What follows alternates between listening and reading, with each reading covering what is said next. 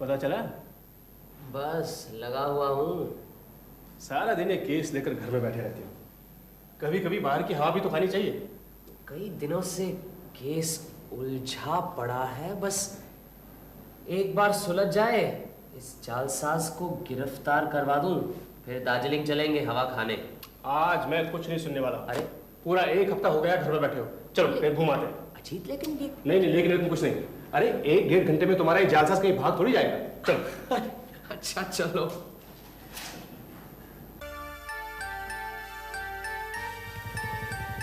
अच्छा हुआ यहाँ घूमने आ गए। अच्छा थैंक यू। काफी हल्का महसूस कर रहा हूँ। उस जालसाज की कलाई आज खुली जाएगी। अरे मोहन, अरे अजीत, अरे यहाँ कहाँ, एक जमाने के बाद। हाँ अजीत, बहुत दिनों बाद मुलाकात हुई। और क्या कर रहे हो आजकल? अरे करना क्या है, डॉक्टरी पास की है, प्रैक्टिस कर रहा हूँ। मोहन और मैं स्कूल में इंटर तक एक साथ थे, उसके बाद मोहन मेडिकल में चला गया। मोहन, ये मेरे मित्र ब्योमकेश बख्शी। नमस्कार। अच्छा अच्छा, नमस्कार। शुरू शुरू में शक होता था कि आपके कीर्ति प्रचारक क्या हमारे बचपन के मित्र अजीत बनर्जी ही हैं, लेकिन यकीन नहीं होता था। कहाँ ब्योमकेश बख्शी और कहाँ अरे भाई, ये तो इन्हीं की मेहरबानी है, मुझे अपने साथ घसीट लाया है। और कहाँ जा रहे हो? बस यूं ही जरा, वैसे कोई खास जल्दी नहीं है। अरे तो फिर चलो एक साथ थोड़ी सी हवा खा लेते हैं। हाँ आओ। चलो। और रहते कहाँ हो? पहले तुम बाग बाजार रहते थे ना? हाँ, अब इधर ही रहता हूँ, पूर्णदास रोड पर। अच्छा। कभी आओ ना, आप भी आइए ना। अरे ब्योमकेश को फुर्सत कहाँ है, आज तो इन्हें बड़ी मुश्किल से घर से घसीट के लाया हूँ मैं।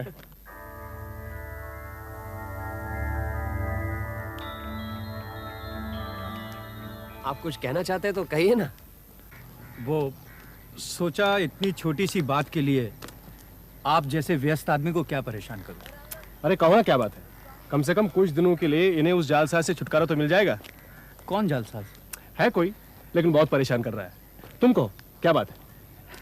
मेरी बात सुनकर ब्योमकेश बाबू हंसेंगे। अगर हंसने की बात होगी तो जरूर हंसेंगे। मुझे लगता है आप किसी समस्या को लेकर उलझे हुए हैं, कोई हल ढूंढ रहे हैं जो मिल नहीं रहा। आपने बिल्कुल ठीक कहा। दरअसल मेरे एक मरीज हैं, उन्होंने मुझे इतना परेशान कर रखा है कि क्या बताऊं। मुझे ही क्या, सारे घर वालों को तंग कर रखा है, किसी की कुछ सुनते ही नहीं। मोहन, ऐसा करते हैं, वहां वो बेंच है ना, उस पर बैठते हैं, वहां बैठ के तुम सब कुछ खुल के कहो। आओ ब्योमकेश। हाँ आप बोलो। यहाँ के एक बहुत बड़े रईस हैं, महीने में करीबन 40,000 की आमदनी है, और भी चारों तरफ बहुत जायदाद है।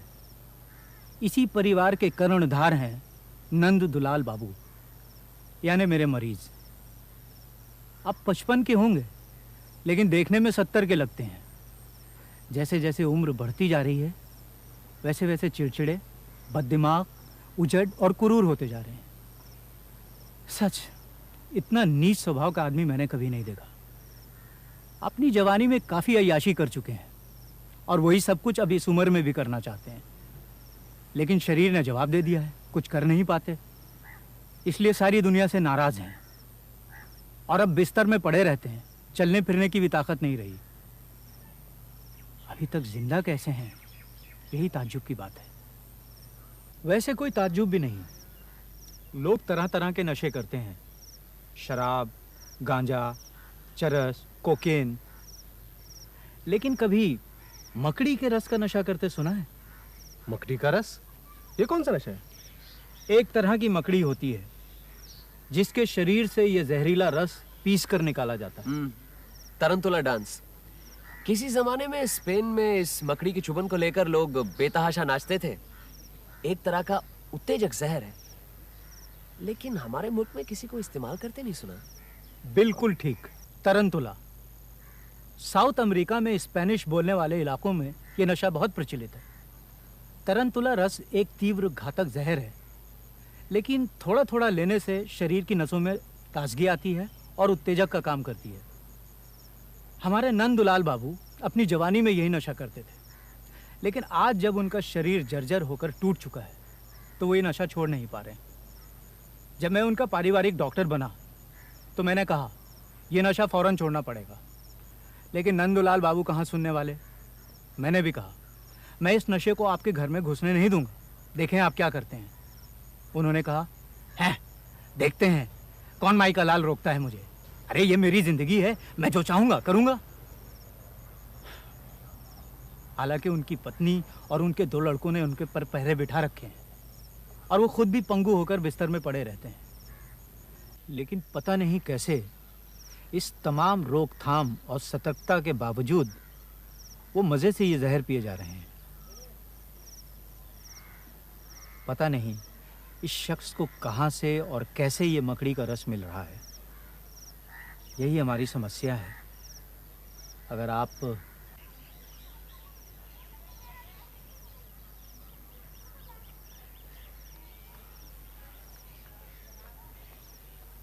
अजीत, चलो घर चलते हैं। एक पॉइंट सूझा है, वो अगर लग जाए तो उस जालसाज का मामला सुलझ सकता है। क्या बात है? मोहन की कहानी ठीक से सुनी भी नहीं। अरे सुनूंगा क्यों नहीं, इंटरेस्टिंग है, कठिन समस्या भी है, लेकिन वो जालसाजी का मामला जब तक सुलझ न जाए तब तक कोई बात नहीं व्योमकेश बाबू, मैं जानता हूं आपको छोटे छोटे केस में उलझाना उचित नहीं है, लेकिन क्या करूं। सोचता हूं कि एक मरीज की मदद करूं तो उसकी जान बच सकती है। कोई भी इंसान, वो कितना भी पापी क्यों ना हो, अगर हमारी आंखों के सामने बूंद बूंद जहर पीकर खुदकुशी कर रहा हो और ये सब जानते हुए भी हम कुछ ना करें, तो इससे ज्यादा अफसोस की बात और क्या हो सकती है। कम से कम मेरे लिए तो है ही। मैंने ये तो नहीं कहा कि मैं केस नहीं लूंगा, लेकिन इसे समझने के लिए कुछ समय भी तो चाहिए। और फिर एक बार नंदुलाल बाबू से मिलना भी बहुत जरूरी है। प्रतिष्ठित आदमी हैं, हम उन्हें इस दुनिया से आसानी से गुजरने नहीं देंगे। आप बेफिक्र रहिए, लेकिन इस समय मेरा घर जाना बहुत जरूरी है। आप इसलिए उन्हें 1-2 दिन और जहर पीने दीजिए, फिर मैं उनकी खबर लेता हूँ। ठीक है, यही सही। आप कब आ सकते हैं बता दीजिए, मैं कार भिजवा दूंगा। अच्छा, एक काम करते हैं, अजीत आपके साथ चला जाता है, वो नंदुलाल बाबू से मिल लेगा, मैं बाद में उससे सब कुछ पूछ लूंगा, फिर बाद में बताता हूं क्या करना है। अजीत आपके बचपन का दोस्त है, इसीलिए शायद आपको लग रहा है कि वो क्या करेगा, लेकिन ऐसी कोई बात नहीं है, आप बेफिक्र रहिए। अजीत मेरे साथ रह रहकर काफी तेज हो गया है, हो सकता है आपकी समस्या का समाधान कर दे और मेरी जरूरत ही ना पड़े। ठीक है, अजीत को ही लिए जाता हूँ, लेकिन अगर अजीत कुछ नहीं कर पाया तो? अरे फिर मैं तो हूं ही ना। अजीत, हाँ, सब कुछ ध्यान से देखना, कहाँ रहते हैं, कौन मिलने आता है, क्या कहता है, सब नोट कर लेना, ठीक है? अब मुझ पे विश्वास किया है तो देखना, कुछ करके दिखाऊंगा। आखिर इतने दिन तुम्हारे साथ रहा हूँ, कुछ तो सीखा ही होगा। अच्छा, अब आप दोनों जाइए, मैं घर पर ही हूँ, इंतजार करूंगा। ठीक है, आओ जी।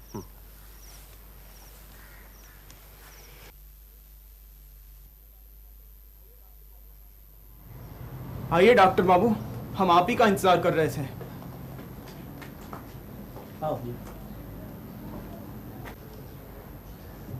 ये मेरे पुराने मित्र हैं, फिलहाल मशहूर डिटेक्टिव व्योमकेश बख्शी के साथी हैं। इन्हें तुम्हारे पिताजी का केस समझाने गया हूँ, शायद कोई फायदा हो जाए। हाँ हाँ, क्यों नहीं, आइए आइए। आओ जी। आइए। ये नंदुलाल बाबू के बड़े लड़के अरुण हैं। नमस्ते। नमस्ते। अच्छा, तुम्हारे पिताजी क्या कर रहे हैं? करेंगे क्या, वही उपन्यास लिख रहे हैं। आज फिर लिए? हाँ। अरे कौन है? भागो यहाँ से, मैं लिख रहा हूँ। पिताजी, डॉक्टर बाबू आए हैं। क्यों मेरे पीछे पड़े हो? चले आती मेरी देखभाल करने, बेवकूफ, शांति से काम भी नहीं करने देते। चलो भाई, दरवाजा खोल दे। सब ठीक है ना?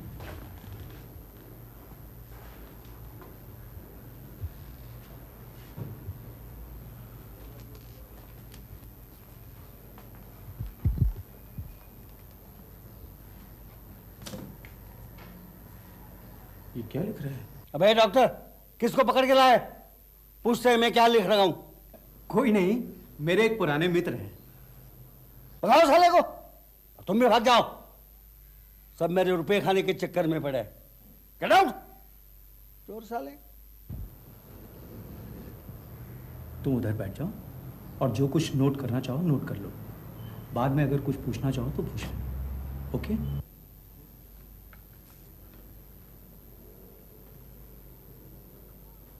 आज फिर नशा कर लिया? हाँ हाँ कर लिया, और भी करूंगा। किसी के बाप का खाता हो क्या? अरे इसमें आपका ही नुकसान है नंदुलाल बाबू, किसी और का नहीं। मगर ये सब समझने की आप में अकल कहाँ? हाँ? अरे नशा कर करके आपने अपने भेजे के 12 बजा दिए। भेजे के 12 बजा दिए हैं? तुम्हारे भेजे में तो काफी अक्ल है ना, फिर क्यों नहीं कुछ पकड़ पा रहे हैं? चारों तरफ पहरा बिठा दिया है, फिर भी कुछ नहीं कर पाए हैं? बोलो, आज एक नया बांगलू ले आए, वो क्या करेगा? उसके खोपड़ी में क्या तुम्हारी जैसी अक्ल है? बोलो। ओ, क्या देख रहे हो इधर उधर? हैं? कुछ नहीं मिलने वाला है। आपसे तो बात करना भी झक मारी है। कीजिए जो मन में आए। वो तो करूंगा ही। है कोई मुझे रोकने वाला? 2 डॉक्टर आ गए। अरे डॉक्टरों की फौज बुला लो, फौज, फिर भी कुछ नहीं मिलने वाला। बड़े आए मुझे डराने वाले। हैं? देख लिया ना, ये मुसीबत है। कुछ किया जा सकता है? लेकिन ये सब लिख क्या रहे हैं? अरे सब बकवास, गंदी गंदी गालियों से भरी दुनिया भर को हिदायतें। ये अपने आप को बहुत बड़ा साहित्यिक समझते हैं, उपन्यासकार। कभी लाल स्याही से कभी काली स्याही से अनाप शनाप लिखते रहते हैं। ये समझते हैं कि कलकत्ते के सारे संपादक बेवकूफ़ हैं, क्योंकि वो इनकी कलाकृति लौटती डाक से वापस भेज देते हैं। कोई नहीं छापता। क्या पट्टी बढ़ा रहा है? हैं? और आप हजरत, आप है कौन? हैं? मेरे घर में घुस आए? ये क्या धर्मशाला है? भागो यहां से। यहां ज्यादा होशियारी झाड़ने की जरूरत नहीं, समझे? चुपचाप यहां से चलते बनो, मैं तो धक्के मार के निकलवा दूंगा। दुनिया भर के चोर उचक्के बदमाशों ने डेरा डाल रखा है मेरे रुपयों को श्राद्ध करने। आप बुरा न मानिए, नशे में पिताजी अनाप शनाप कुछ भी बोलते रहते हैं। ये बीमार है, मैं इनकी बातों का बुरा क्यों मानूंगा? कोई बकवास नहीं करेगा। अरुण, निकल दो इन दोनों को यहां से।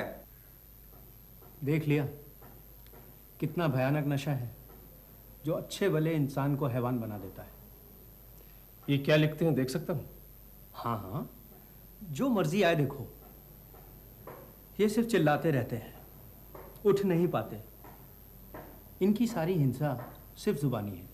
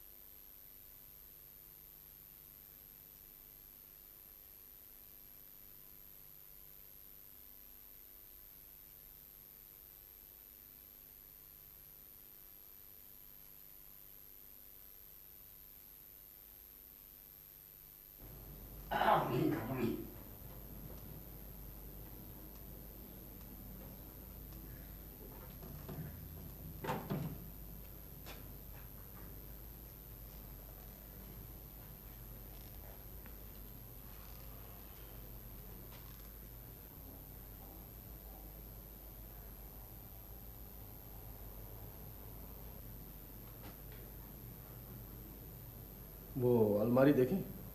हाँ हाँ, चलो ना।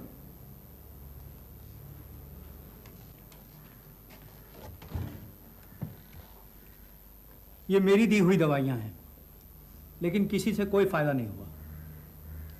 इतनी गंदी गंदी गालियां कैसे लिखते हैं? ये तो अमीर जोला को भी मात करते हैं। अरे रंगीले मिजाज के आदमी थे, अपनी सारी मायूसी लिखाई में ही निकालते हैं। देखो, ये आज आए हैं, नौकर से बोल के इनके लिए खाना बनवा देना।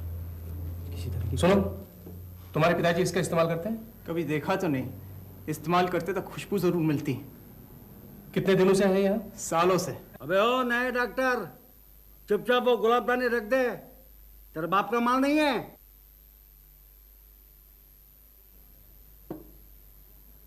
ये भी मालूम है, ये गुलाबदानी बादशाह शाहजहां के जमाने की है। हाँ, अच्छा थोड़ा ले लो और भागो यहां से।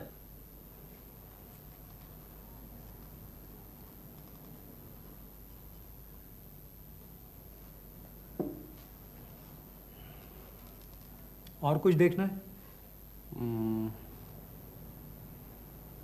वो उधर क्या है? बाथरूम, आओ।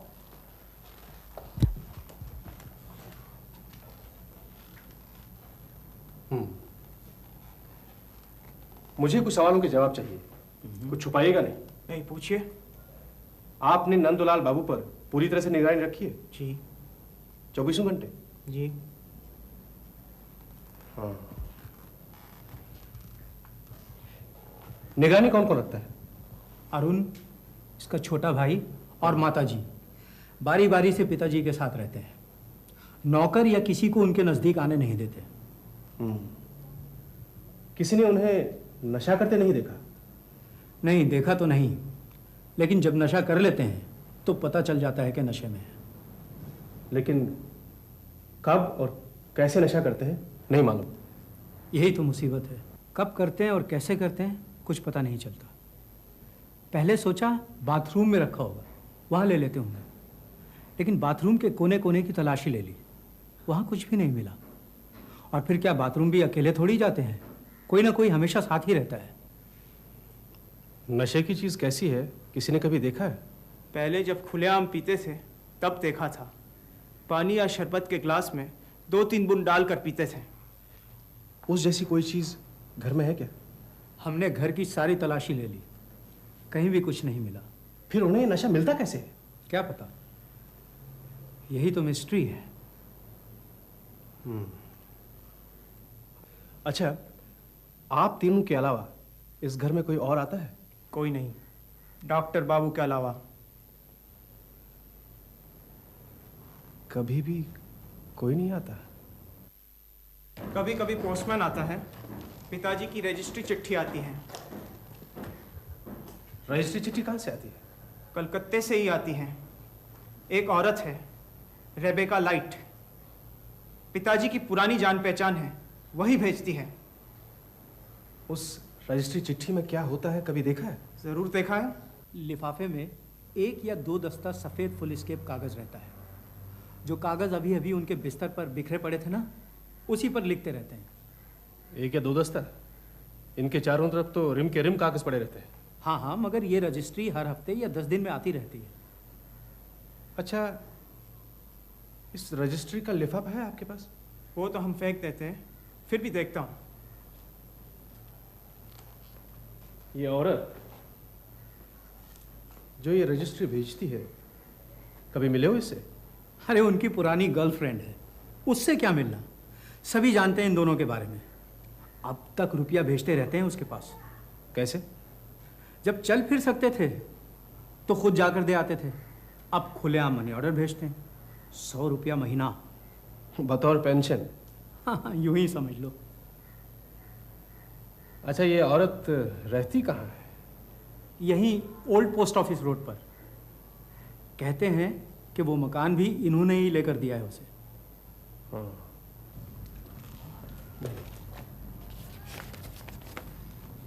Miss Rebecca light. अच्छा, मैं अगर इस औरत से मिलूं तो तुम्हें कोई एतराज तो नहीं? नहीं नहीं, शौक से मिलो, लेकिन ये नशीली चीज़ें वहाँ से नहीं आती हैं, ये हमने पता लगा लिया है। फिर भी अच्छा, तुम्हें पूरा यकीन है कि इस लिफाफे में सफ़ेद कागजों के अलावा और कुछ नहीं होता?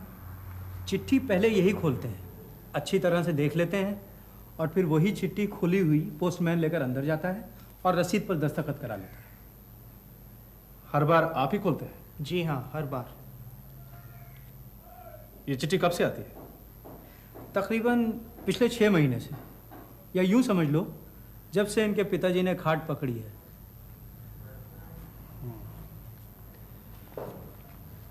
अच्छा, आप ऐसा क्यों नहीं करते? 4-5 रिम कागज आप खुद खरीद लें और इन्हें दे दीजिए, ताकि इससे रजिस्ट्री वजिस्ट्री का झमेला ही खत्म हो जाए।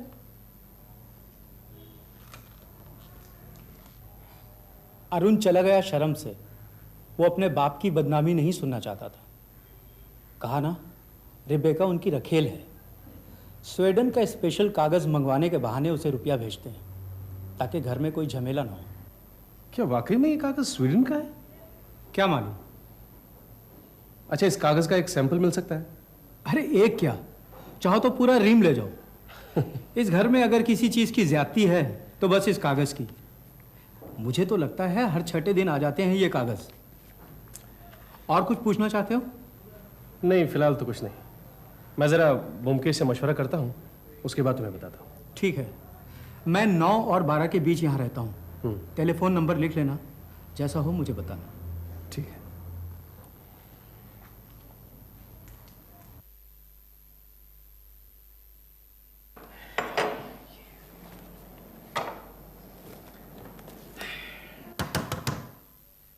पुटीराम, जरा देखना तो।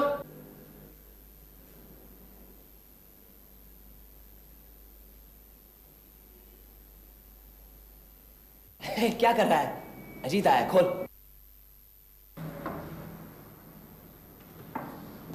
आओ अजीत आओ, बिल्कुल वक्त पर आए हो। जालसाज पकड़ा गया। अच्छा, बधाई हो। मामला क्या है? तुम तो इतने शौकीन नहीं थे, ये खुशबू कहां से लगा है? लगाई नहीं है। हाँ। ये जेब में रख कर लाया हूँ। अच्छा।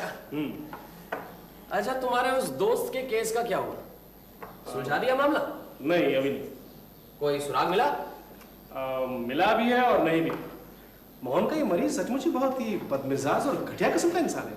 मैं तो कहूंगा रुको रुको, अब मुझे बहुत भूख लगी है। मैंने पुटीराम से कहा है आज कुछ स्पेशल बनाकर खिलाए। अच्छा, आज डटकर खाएंगे, फिर मैं सो जाऊंगा। पिछले 2 महीने से इस केस में उलझा हुआ। फिर तुम सुबह अपने इस घटिया किस्म के आदमी के बारे में बताना मुझे। बिल्कुल। मैं भी बहुत थका हुआ। चलो पुटीराम, खाना लगाओ।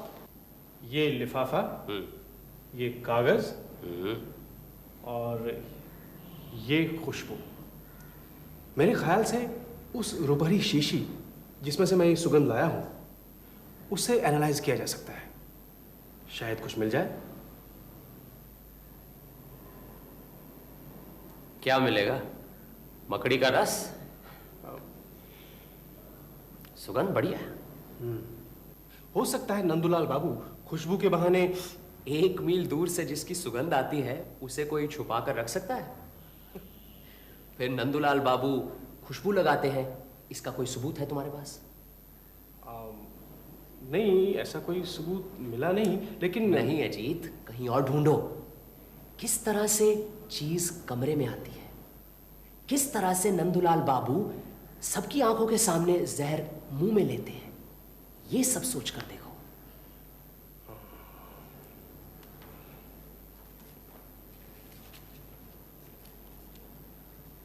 हाँ, क्या कुछ पता चला?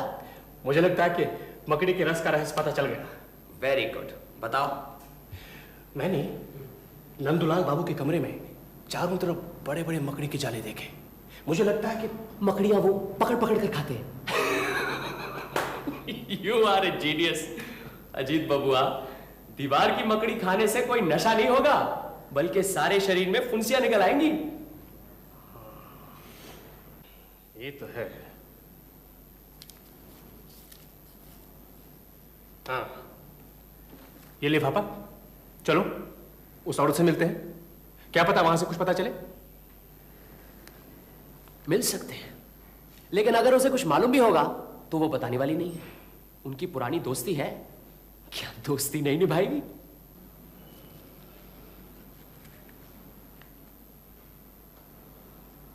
ये कागज, ये स्वीडिश कागज, हो सकता है इस कागज पर न नजर आने वाली स्याही से कुछ संदेशा भेजा जाता हो, जिसे पढ़कर नंदूलाल बाबू को नशे का पता ठिकाना मिले। अच्छा, मान लो ये भी ठीक हो, लेकिन नशे वाली चीज तो कहीं होगी। बिल्कुल ठीक। इस कागज से भी कुछ नहीं होने वाला।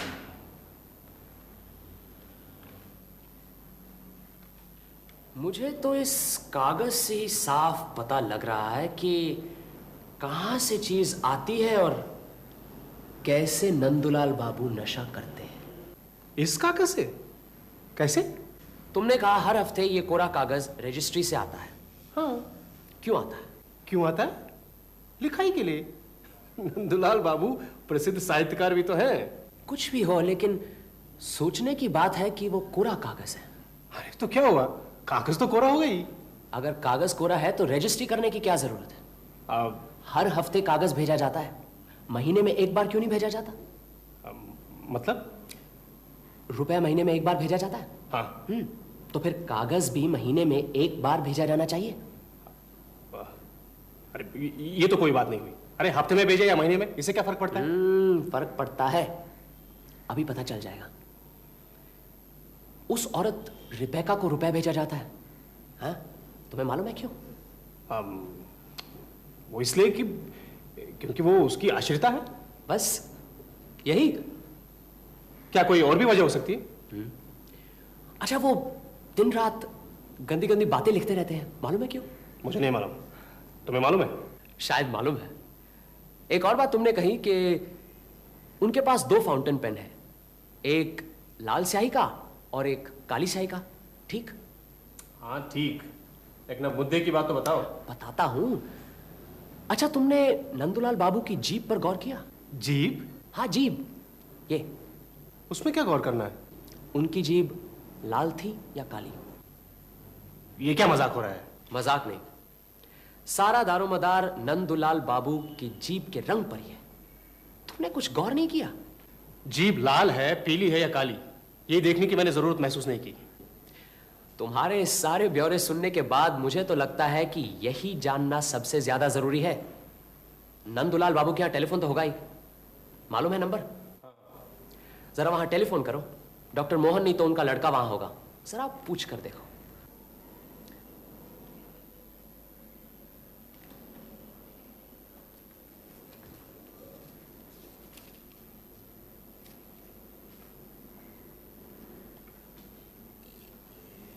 अब जीभ लाल ही सही, पान खाने से जीभ लाल नहीं होगी तो और क्या होगा? हेलो मोहन, मैं अजीत बोल रहा हूं। हाँ अजीत, बोलो। मैं तुम्हारे ही फोन का इंतजार कर रहा था। लाओ मुझे दो। नमस्कार डॉक्टर मोहन, मैं बोमकेश बोल रहा हूं। हाँ, मुझे यह जानना है कि हमारे नंदुलाल बाबू की जीभ लाल रहती है? हाँ, जीभ। हाँ हाँ, उनकी जीभ हमेशा लाल रहती है। नहीं नहीं, पान बिल्कुल नहीं खाते, लेकिन फिर भी जीभ हमेशा लाल रहती है। कह रहे हैं नंदुलाल बाबू की जीभ हमेशा लाल रहती है और वो पान नहीं खाते। आप ठीक कह रहे हैं? बिल्कुल। वैसे मेडिकली कोई डर की बात नहीं है। आपकी पहेली का जवाब मिल गया जी। आज अजीत ने ही गुत्थी सुलझाई है, मैंने तो बस थोड़ी सी मदद की है। मैं अपनी जालसाजी के मामले में फंसा हुआ था, इसलिए आपके साथ कल आ नहीं पाया। हाँ, नहीं नहीं, कुछ खास करने की जरूरत नहीं, सिर्फ उनके कमरे से उनकी लाल स्याही वाला फाउंटेन पेन हटा दीजिए या तो फिर छुपा दीजिए। जी बिल्कुल। अजीत को धन्यवाद कहूं? तुम्हें बहुत बहुत धन्यवाद दे रहे हैं तुम्हारे मित्र। कह दिया जी? हाँ, कह रहा है नो मेंशन। मैंने कहा था ना, मेरे साथ रहते रहते अजीत काफी तेज हो गया है। अरे ये क्या कर रहे हो? चलो नंदुलाल बाबू के यहाँ जाना है। क्यों? अरे देखोगे नहीं, पकड़े जाने पर चोर क्या धमाल करता है। चलो चलो चलो चलो चलो चलो चलो, जल्दी करो।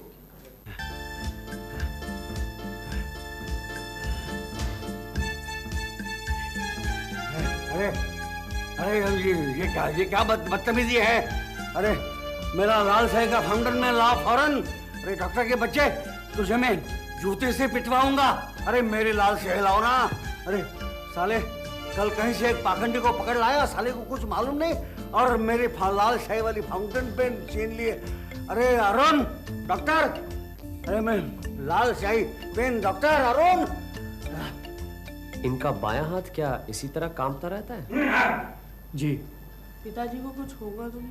नहीं, इन्हें नशे की चीज नहीं मिल रही, इसलिए परेशान है। ये विड्रॉल सिम्टम्स है।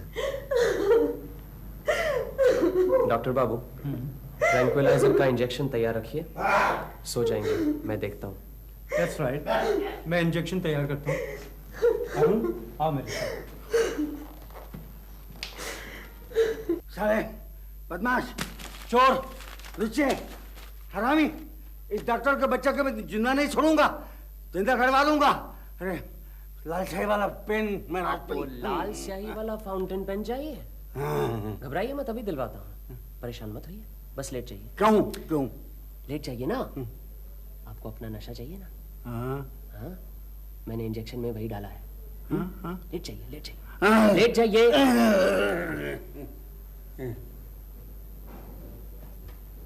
डॉक्टर मोहन,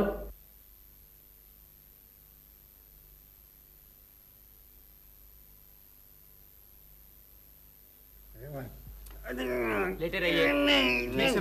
लाल जाएगा पेन चला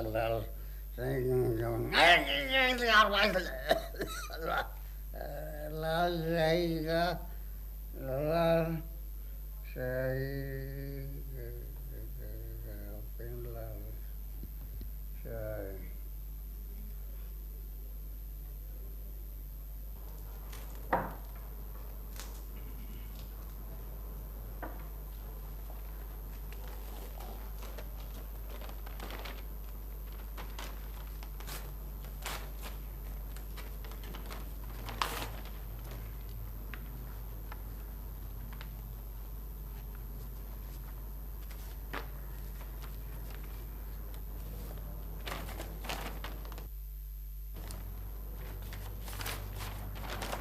ठीक है, अंदर दे दो।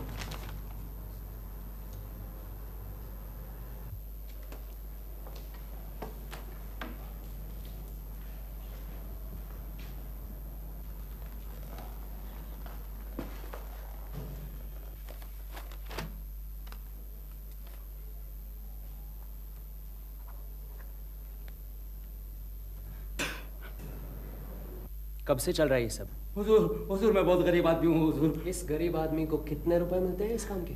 जी 20 रुपए। कौन देता है? जी ओल्ड पोस्ट ऑफिस रोड के पास एक औरत रहती है हुजूर। और इस गरीब आदमी को पोस्ट ऑफिस से रिटायर हुए कितना समय हुआ? करीबन 2 साल हो गए हुजूर। मैं बाल बच्चे वाला आदमी हूँ हुजूर। हुजूर मेरी लड़की की शादी करनी थी हुजूर। पुलिस को खबर कर दो। हुजूर मैं मर जाऊंगा हुजूर। नहीं मरोगे। पुलिस को साफ साफ सब कुछ बता दो, मैं तुम्हें छुड़ा दूंगा। जाओ उधर जाके खड़े हो जाओ। अच्छा मालिक। अजीत, जरा नंदूलाल बाबू को वापस अपनी जगह पर सुला दो। आओ।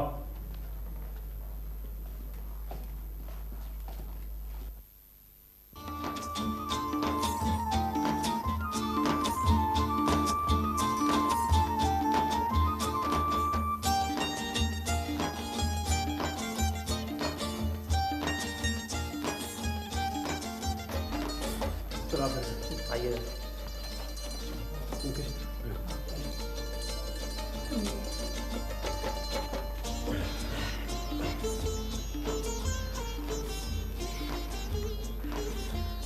बस अब इन्हें जल्दी होश आ जाएगा। अच्छा हुआ पोस्टमैन आज ही आ गया।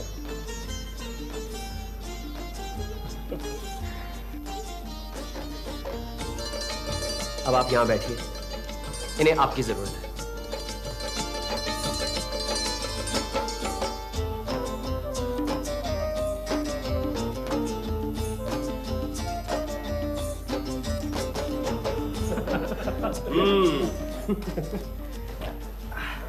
भाई एक बात बताओ, ये सब पता कैसे चला? अजीत, तुम ही बता दो, शुरू से तुम ही लगे हो इस केस में। हाँ बताओ ना।